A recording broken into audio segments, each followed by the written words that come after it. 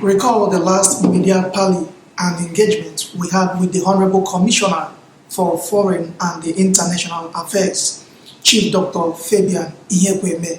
He explicitly unveiled the parameters that have been put in place to lay a solid foundation for this very new ministry. Okay. Since then, there have been mixed reactions among Imo people who are asking questions like, is Imo State an independent nation on its own?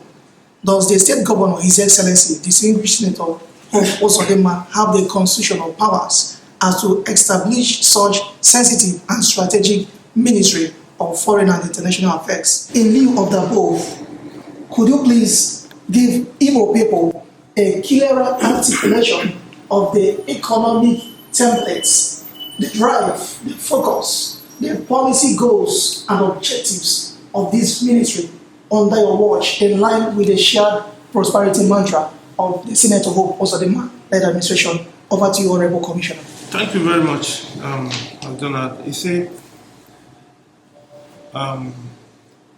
the governor did not make any mistake in creating this ministry. The Ministry of Foreign and International Affairs is very strategic. It was a deliberate attempt by the government to ensure that foreign direct investments coming into Imo State is well coordinated. Basically, the Foreign and International Affairs Ministry is a strategic ministry established to attract and coordinate foreign direct investment coming into Imo State.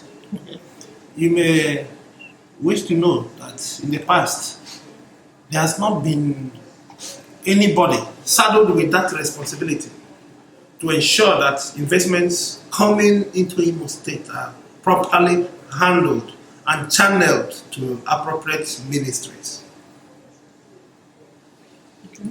So right now, the governor felt it is important to create this ministry to ensure that these investments coming into Imo State are properly channeled to different ministries. There are investments coming into agriculture, there are investments coming in the health sector, there are also investments in public utility areas, establishment of power plants, waste management, businesses coming in. So this ministry is like a rallying point, to ensure that these investments are properly situated and then channeled to appropriate ministries where appropriate actions will be taken. That is the essence of this ministry. There are also other things this ministry is saddled to do. We also oversee donor agencies, grants coming into Imo State. In the past, we have been lagging behind in accessing all these funds, but right now, the government has empowered this ministry to access all these funds and to make sure that Imo State takes part, in accessing funds that are meant for states in this country. If you realize, probably a few days ago, there are certain funds that came to Nigeria as much as 43 billion naira. Imo State was not there, so we did not qualify for get such grants. But right now, that was 2018. Right then, the next one coming 2019, we have already qualified. If you recall, the budget commissioner recently, did graphic and well-detailed people's budget that meets the World Bank standard, and that qualifies us for certain grants coming from World Bank and IKWEME. So these are the areas this government, is excelling and using this ministry to make sure that these things are properly, put on ground. What are the current developments in terms of updates in the Ministry of Foreign and the international affairs under your watch? Well, these things are not what I can just sit here and, open up certain areas where we are exploring right now because they are work in progress. Okay. I have entered into discussions and, in fact, nearing signing MOUs with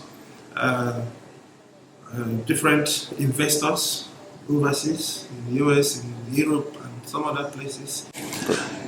Sincerely, I have also been in constant touch with some investors and companies who are willing to invest in Nigeria. And for some time, these people, they go to Lagos or some other areas, some other states, because we have not provided that enabling environment, for them to come to Imo State. But with the establishment of this ministry, we have been able to, tell the outside world that Imo State is ready to host investors, in different fields.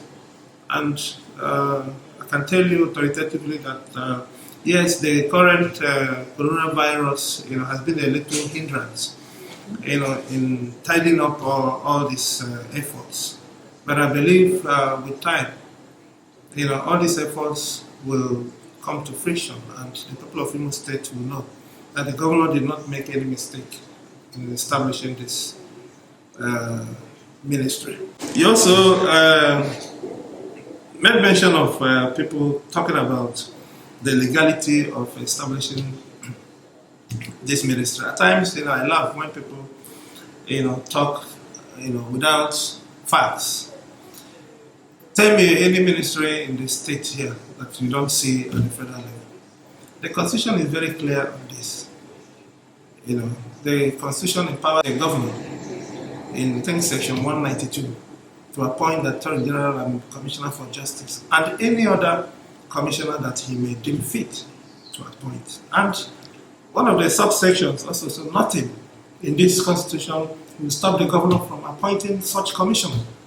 So that clause alone has already given the governor the power to go ahead and appoint anybody, create any ministry he deemed fit.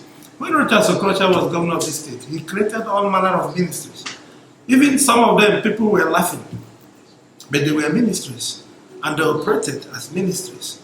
They were giving subventions, they were giving take-off grants, they were giving everything as a full-fledged ministry. So the powers of a governor, cannot be questioned as far as the Constitution of the Federal Republic of Nigeria is concerned. The governor has powers to create this ministry, and this ministry has come to stay.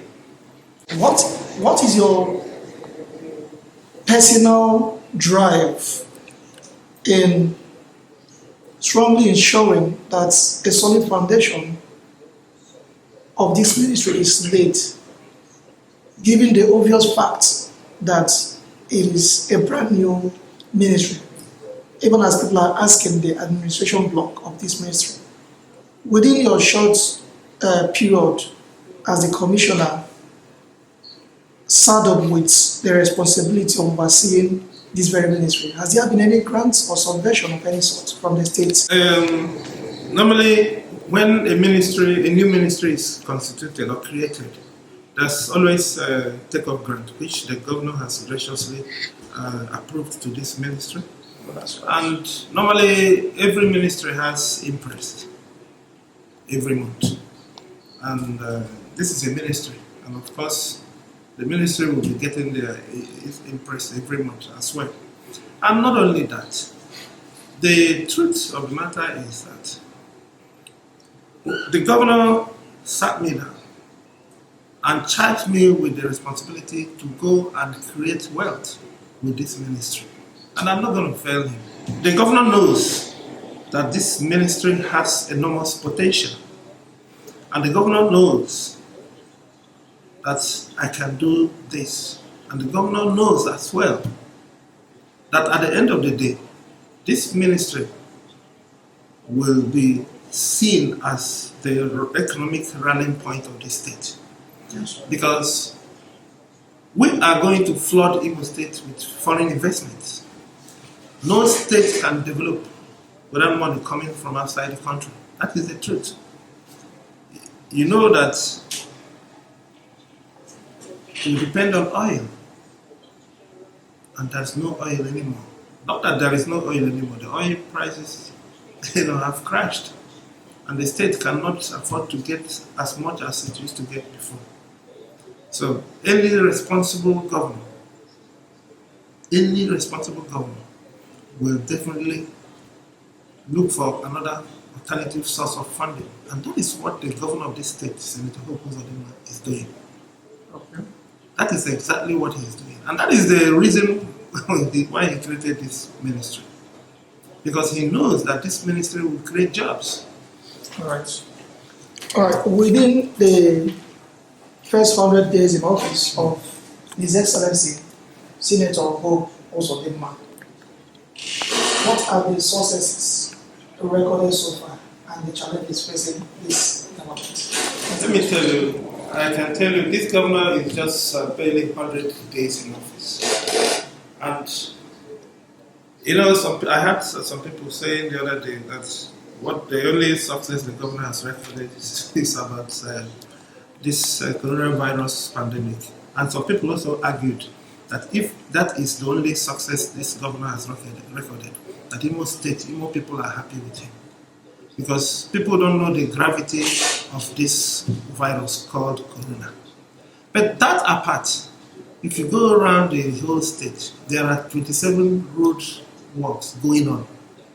And when I say roads going on, I'm not talking about substandard roads or China roads. You need to see the quality of roads Senator Hope Uzodinma is constructing in Imo State. Go to Assumpta roundabout, Dakot Road. You go to MCC Road. You go to the Tiger Road. You go to Relief Market Road. You go to Relief Market. And the road from Relief Market is being extended to Umugoma. These are quality roads this governor is doing. And he's not making noise about it. These are landmark achievements. People will see everything. What he needs is the support of everybody to succeed. It's not materialistic. The governor doesn't build hotels like others. He doesn't build estates. He has no house even in Owerri. He's not aiming to have any. He has no interest to steal even one kobo from government money. Because he has no need for that. He lives his whole life in philanthropy. He's a benevolent philanthropist. For the first time, we have a very verifiable and credible civil service wage bill. This governor has succeeded in blocking all the leakages. If you remember, he had 3 months grace period before he was sworn in. So he had enough time to plan his administration. Yet, after swearing in, he stayed for 4 months before paying the first salary, if you remember very well.